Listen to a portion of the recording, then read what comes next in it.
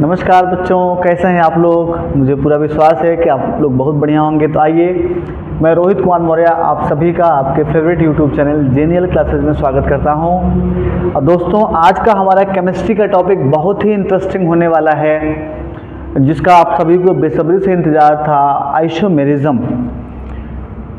Isomerism मैं देखता हूँ कि बहुत से कोचिंगों में, बहुत से स्कूलों में बच्चे पढ़ते हैं, लेकिन आइसोमेरिज्म के बारे में एक भी क्वेश्चन पूछ लिया जाए तो बच्चे शांत हो जाते हैं, उनको रटाया जाता है। जबकि आइसोमेरिज्म एक ऐसा प्रोसेस है जिसको अगर बच्चों को समझा दिया जाए तो पूरे जीवन पर्यंत, पूरी केमिस्ट्री में, ऑर्गेनिक केमिस्ट्री में इसका सबसे अधिक रोल होता है। रिएक्शन के मैकेनिज्म में भी इसका उपयोग किया जाता है। ये ढेर सारे जगहों पे इसका उपयोग किया जाता है। अगर बच्चे ढंग से सीख जाते हैं तो हम ढेर सारे माध्यम से बच्चों को सिखा सकते हैं। तो आइसोमेरिज्म एक ऐसा टॉपिक है जो कक्षा 12 के सिलेबस में, 11th के सिलेबस में है। कक्षा 12 के बोर्ड एग्जाम में भी कभी कभी इसका रोल होता है मैकेनिज्म में। अगर बच्चे CUT का एग्ज़ाम देते हैं, बच्चे कोई रिएक्शन मैकेनिज्म के बेसिस पे कोई देते हैं, IERT के सिलेबस में इसको रखा गया है, पॉलिटेक्निक के सिलेबस में रखा गया है। बच्चे IIT JEE का एग्ज़ाम देते हैं, नीट का एग्ज़ाम देते हैं, मेडिकल से रिलेटेड या इंजीनियरिंग से रिलेटेड कोई भी एग्ज़ाम देते हैं तो वहाँ आता है। बच्चे कहीं गवर्नमेंट जॉब की तैयारी करते हैं तो वहाँ भी समावयवता के बारे में पढ़ाया जाता है। तो आइए, मैं ज़्यादा समय न लेते हुए आपको आज आइसोमेरिज्म का टॉपिक पूरा क्लियर कराने का प्रयास करूँगा। तो समझते हैं आइसोमेरिज्म क्या है। आइसोमेरिज्म बहुत बड़ा पार्ट है दोस्तों, और मैं आपको पूरे पार्ट को कई वीडियो के माध्यम से समझाने का प्रयास करूँगा बारी बारी से, ताकि आप तक आइसोमेरिज्म का टॉपिक परमानेंट क्लियर हो सके। तो आइसोमेरिज्म का सही से मतलब होता है समावयवता। और समावयवता, जैसा कि नाम ही है समावयवता, अगर इसका संधि विच्छेद किया जाए तो समान अवयव, समान अवयव या समान अवतार कह सकते हैं आप इसको। तो अगर हम आइसोमेरिज्म को डिफाइन करें तो इसको आप दो भागों में तोड़ सकते हैं, आइसो प्लस मिराज। आइसो का मतलब सेम और मिराज का मतलब पार्ट। तो इसका मतलब होता है सेम पार्ट, यानी किसी भी यौगिक का अगर दो भाग कर दिया जाए, अगर दोनों संरचनाएं सेम हैं तो वो क्या है, आइसोमेरिज्म है। बर्जीलियस नामक वैज्ञानिक ने इसके बारे में बताया। डिफिनेशन उन्होंने दिया कि compound are molecule which have same molecular formula but different structural are different configurational are different conformational are called isomers and this whole phenomena are called isomers. जब मैं अपने समय में था तो मुझे ये डिफिनेशन बताया गया और मुझे समझ में नहीं आता था। मुझे ये समझ में आता ही नहीं था कि क्या इसका मतलब है। तो मैं आपको सरल शब्दों में बताऊं, अगर आप देखोगे तो ये दोनों को डिफाइन करके कहोगे कि ये दोनों मार्कर हैं। दो ऐसे यौगिक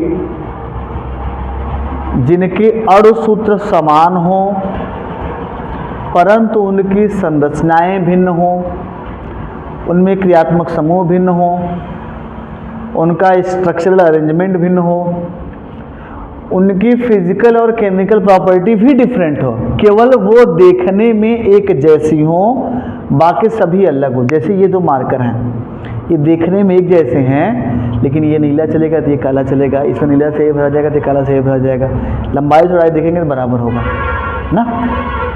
तो ऐसे ही ये है। तो compound are molecule which have same molecular formula but have different structural, यानी संरचना, डिफरेंट कन्फिग्रेशनल या different conformational are called isomers. जो ये डिफरेंट होते हैं उनको आइसोमर कहा जाता है, और इस पूरी प्रक्रिया को आइसोमेरिज्म कहते हैं। तो आइसोमेरिज्म को मैं आपको बताने का प्रयास करूंगा कि आइसोमेरिज्म क्या है, कितने टाइप का होता है। अगर देखा जाए तो जो डिफाइन किया गया, इस बेसिस से इसका क्लासिफिकेशन हुआ। तो अगर क्लासिफिकेशन की हम बात करें तो हम इसको कह सकते हैं, आइसोमेरिज्म को दो भागों में बांटा गया। एक था पहले स्ट्रक्चरल और दूसरा था स्टीरियो। दो भागों में बांटा गया, स्ट्रक्चरल और स्टीरियो। और स्ट्रक्चरल के जो उन्होंने पार्ट बनाए, बड़ा ही आसान पार्ट बनाया, CPM T F. General level तक ये 5 हैं, एक हम लोग और बढ़ा सकते हैं जो कंपटीशन लेवल का होता है। इस सी का मतलब होता है चेन आइसोमर, इसको हिंदी में कहते हैं श्रृंखला समावयवता। इसको हिंदी में कहते हैं श्रृंखला समावयवता। पी का मतलब होता है पोजीशन,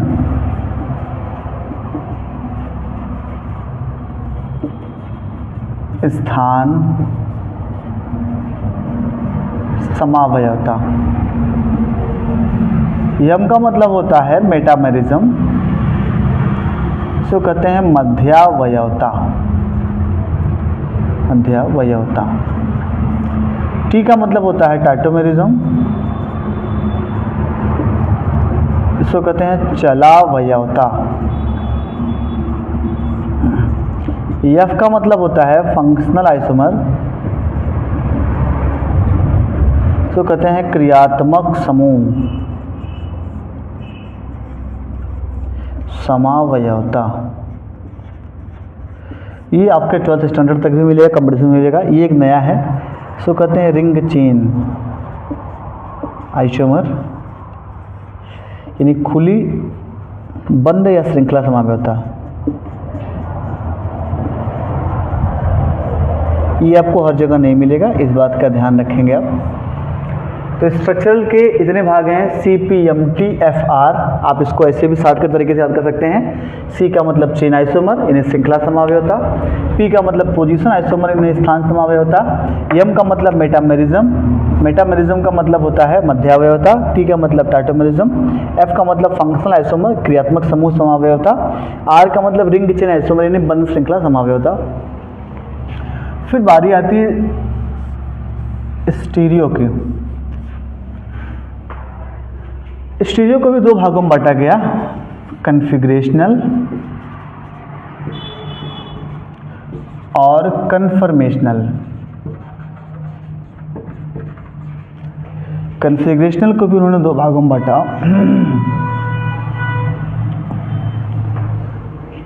उन्होंने दो भागों में बांटा, ज्योमेट्रिकल और ऑप्टिकल।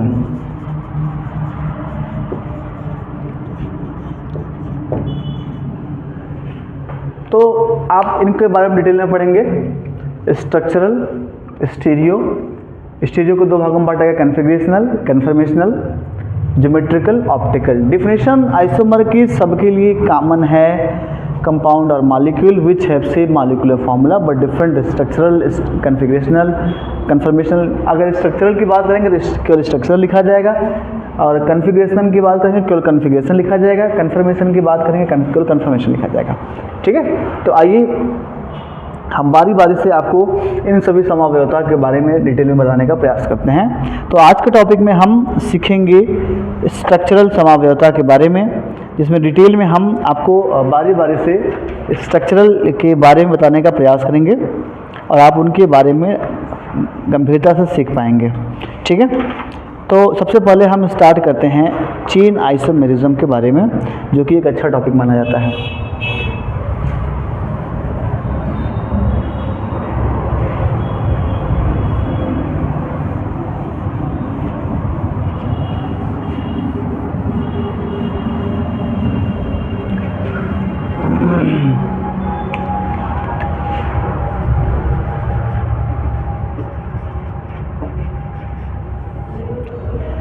जैसा कि नाम ही है, चेन का मतलब श्रृंखला समावयवता।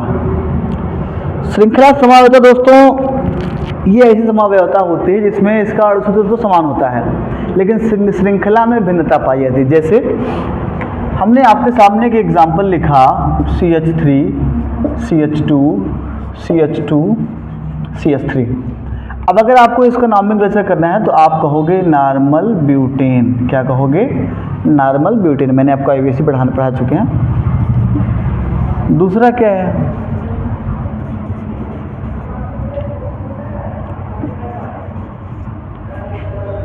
आप यहां देखोगे तो C4H10, यहां देखोगे तो C4H10, दोनों के अणुसूत्र समान हैं, दोनों का फार्मूला C4H10 ही है, परंतु दोनों की संरचना क्या है, एक दूसरे की भिन्न है।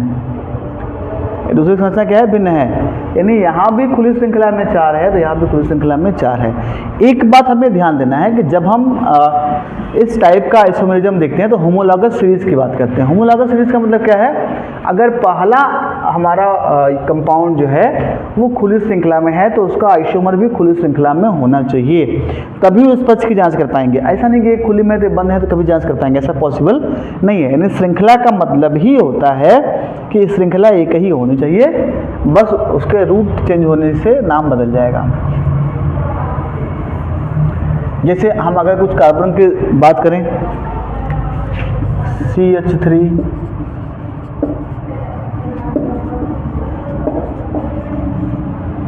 5,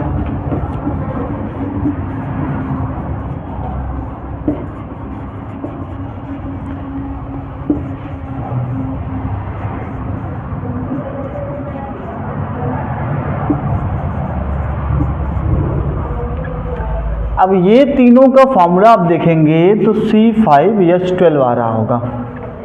तीनों का फॉर्मूला, इसका भी, इसका भी, इसका भी, तीनों का फॉर्मूला C5H12 आ रहा होगा। तो तीनों का फॉर्मूला सेम है, लेकिन तीनों के नामकरण में आप देखेंगे तो यहाँ जो रूट वर्ड का प्रयोग होगा, नॉर्मल पेंटेन का प्रयोग होगा, यहाँ प्रयोग होगा ब्यूटेन का, तो यहाँ आप कहोगे क्या, नॉर्मल पेंटेन। यहाँ कहोगे 2-मेथिल ब्यूटेन। यहाँ क्या कहोगे, यहाँ आप कहोगे 2,2-डाइमेथिल।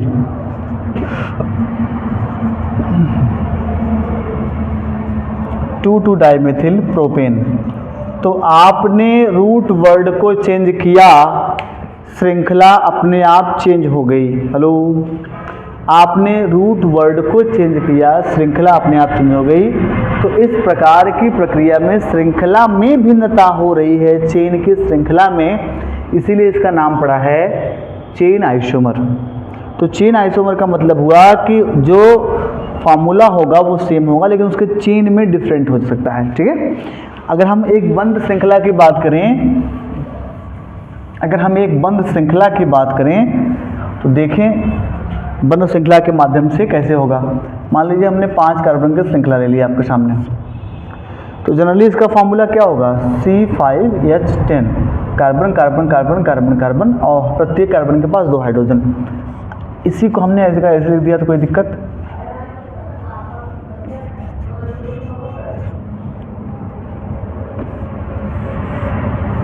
ऐसे लिख दिया तो भी C5H10।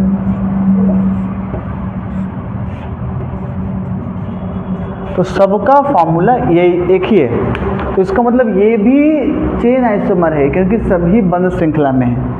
तो कहने का मतलब क्या है, होमोलॉगस सीरीज में आप देखेंगे अगर रूट वर्ड चेंज हो जाता है, यानी जो हम मेथ, ईथ, प्रो, ब्यूट की बात करते हैं, अगर उनकी संख्या में चेंजिंग आती है तो हम कह सकते हैं कि वो श्रृंखला समावेश होता है, यानी चेन आइसोमेरिज्म है। ठीक है, चलिए आगे बढ़ते हैं। तो ये मैंने आपको आसान तरीके से चेन श्रृंखला के बारे में बताने का प्रयास किया। अब एक बार एक क्वेश्चन पूछा गया था, बड़ा फेमस क्वेश्चन है IIT का, बताने का मैं कोशिश करूंगा मैं।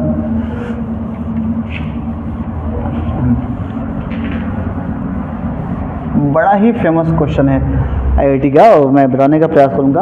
Y और Z क्या है, क्वेश्चन था Y और Z क्या है, W और X क्या है। 1 2 3 4, 1 2 3 4, सही है, चेन 5, समझ है।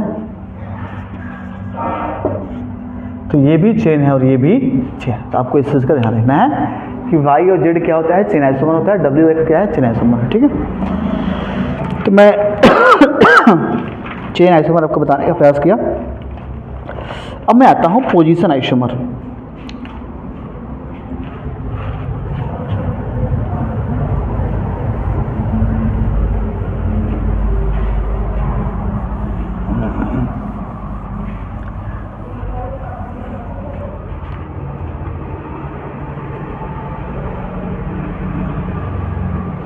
अब पोजीशन आइसोमर में क्या होता है कि जो फंक्शनल ग्रुप होते हैं, फंक्शनल ग्रुप का पोजीशन ही चेंज हो जाता है, यानी उनका फॉर्मूला सेम रहेगा, बस उनके पोजीशन ही डिफरेंट जगह पहुंच जाते हैं, तो हम कहते हैं कि ये पोजीशन आइसोमर है। हेलो, अगर उस श्रृंखला को हम देखेंगे तो उस श्रृंखला के बेसिस से हमारे उसमें पोजीशन ही चेंज हो जाता है, तो हम कहते हैं कि वो पोजीशन आइसोमर है। जैसे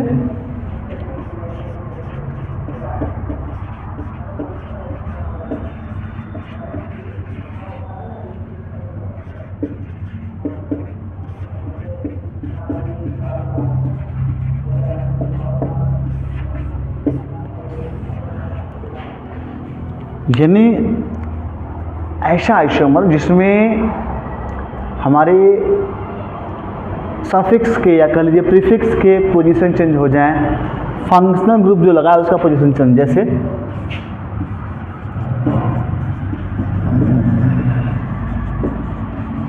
अभी आप इसको क्या नाम दोगे, आप इसको नाम दोगे 1-ब्यूटीन। क्या नाम दोगे? 1-ब्यूटीन। इसको ऐसे भी लिखा जा सकता है, क्या नाम दोगे? 2-ब्यूटीन। तो कहने का सेंस क्या है, अगर पोजीशन चेंज हुआ, यहाँ रूट वर्ड चेंज नहीं होता है, यहाँ जितने कार्बन यहाँ हैं उतने कार्बन यहाँ हैं, बस जो फंक्शनल ग्रुप लगा हुआ है उसका पोजीशन चेंज हो जाए तो हम कहते हैं कि ये पोजीशन आइसोमर है।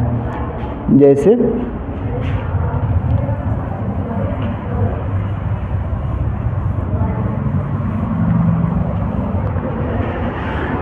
हमने कहीं लिखा ये बेंजीन रिंग है, यहाँ मान लीजिए हमने CH3 लगा दिया, हमने OH को यहाँ लगा दिया,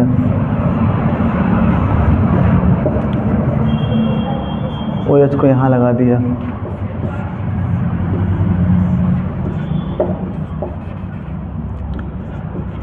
तो ये आर्थो पे है, ये मेटा पे है, ये पैरा पे है। इसके रेफरेंस में ये आर्थो, इसके रेफरेंस में ये मेटा, इसके रेफरेंस में ये पैरा। तो अगर आर्थो हाइड्रोक्सीटोलुइन कहते हैं, मेटा हाइड्रोक्सीटोलुइन कहते हैं, पैरा हाइड्रोक्सीटोलुइन कहते हैं, तो भी ये आइसोमर हैं पोजीशन। और अगर हम कहते हैं ortho methyl phenol, Meta methyl phenol, para methyl phenol, तो भी ये पोजीशन आइसोमर हैं। तो इसका मतलब क्रियात्मक समूह का जो पोजीशन चेंज अगर हुआ तो हम कहेंगे पोजीशन आइसोमर। ठीक है,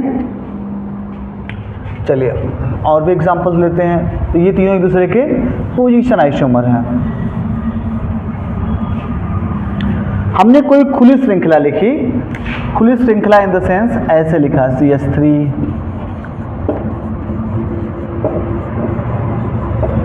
यहाँ लगा दिया OH, हाँ जी।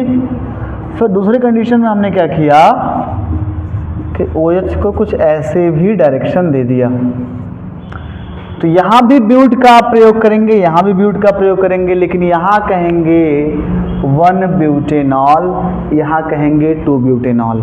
क्या कहेंगे? 1-ब्यूटेनॉल और यहाँ कहेंगे 2-ब्यूटेनॉल।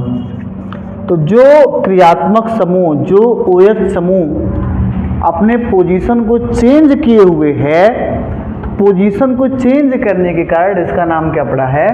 Position isomer. समझ गए होंगे आप लोग। चलिए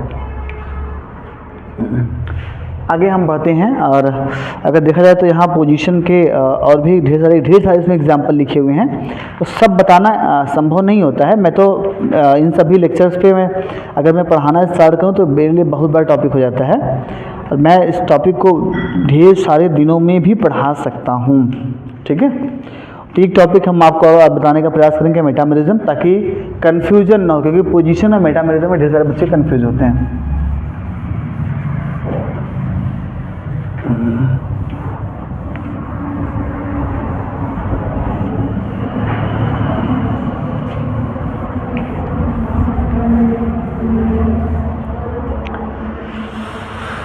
मेटामेरिज्म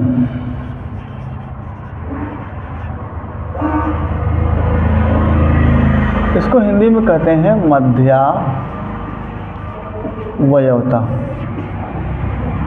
क्या कहते हैं? मध्यावयवता।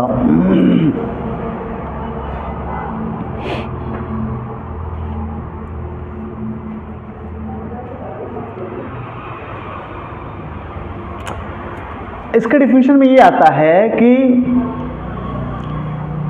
सबसे पहले मध्यावयवता वही यौगिक दर्शाएंगे जो बाईवैलेंट होंगे। जो कंपाउंड बाईवैलेंट होगा वो मध्यावयवता को दर्शाएगा। अब ये मध्यावयवता एक प्रकार से पोजीशन चेंज होने के कारण ही आता है। मध्यावयवता में एक प्रकार से पोजीशन चेंज होने के कारण ही आता है। तो कौन कौन से बाईवैलेंट कंपाउंड शो करेंगे, मैं पहले उनको बनाने का कोशिश करता हूँ। इसमें ढेर सारे पड़े हुए हैं।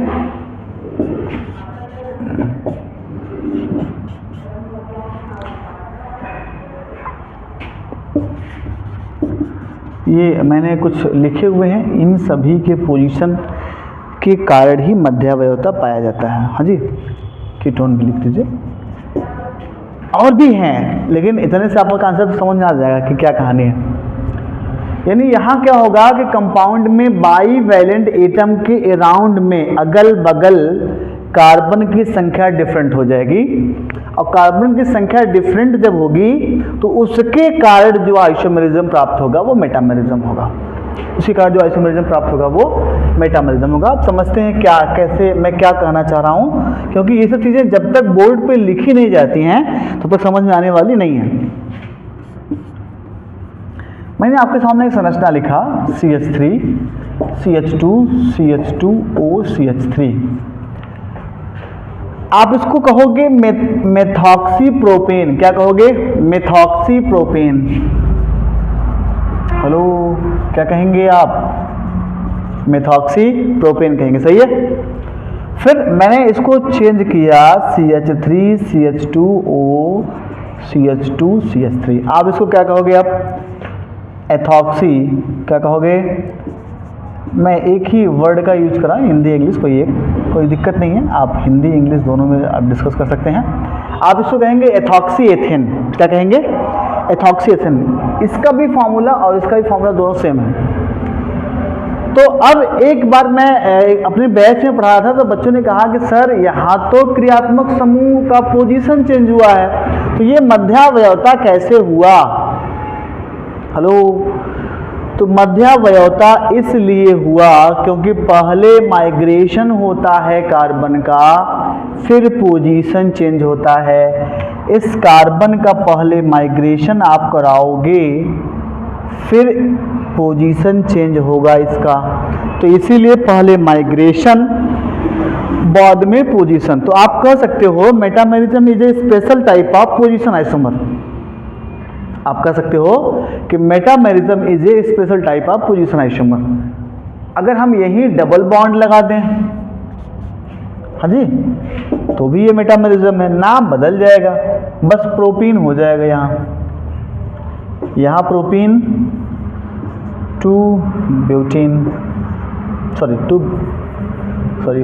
ब्यूटीन, यहाँ 2 ब्यूटीन हो जाएगा। तो अब यहाँ कहेंगे सर कि ये तो पोजीशन चेंज हुआ, तो पोजीशन चेंज होने के कारण इसका नाम तो पोजीशन। अब अगर ये क्वेश्चन आपके एग्जाम में ऑब्जेक्टिव में आता है और उसमें मेटामेरिज्म भी दिया होता है, पोजीशन भी दिया होता है, तो आप पहले मेटामर लगाओगे, ठीक है, क्योंकि कार्बन का माइग्रेशन पहले होता है बाद में, ठीक है। तो ऐसे ढेर सारे कंपाउंड हैं जिनके बारे में अगर हम लिखना स्टार्ट करें तो ये कम नहीं होगा, ठीक है। तो आइए और भी एग्जांपल्स के माध्यम से समझने का कोशिश करते हैं। इसमें मैंने ढेर सारे एग्जांपल लिख रखे हैं और ये कैसे कैसे ये सभी चेंज होते हैं एक दूसरे के कारण। जैसे हमने कहीं लिखा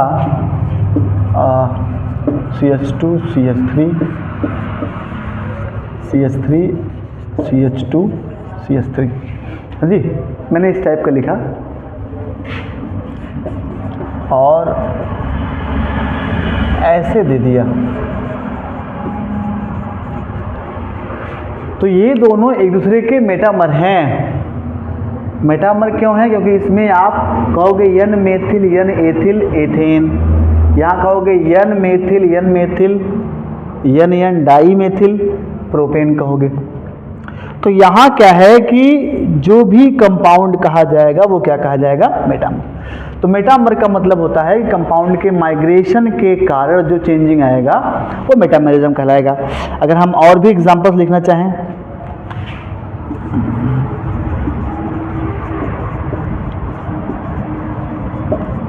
कंफ्यूज नहीं होना है, मेटामर पोजीशन आएगा तो पहले मेटामर को प्रेफरेंस देना है।